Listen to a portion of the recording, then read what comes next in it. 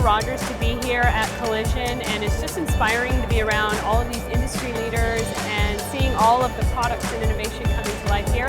And Rogers really is that. We've always been at the forefront of our business, and it's important for us to demonstrate that with 5G, we're going to be first to the game.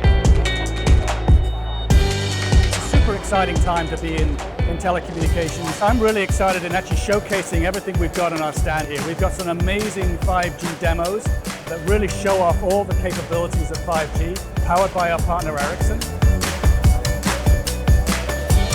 If you look at the 5G network, it's about the real-time economy, and it's places like Collision where that real-time economy comes together. What are the smartest people in the world going to do with the technology that we're going to bring them? And it's really going to drive not just Rogers, but all of Canada forward.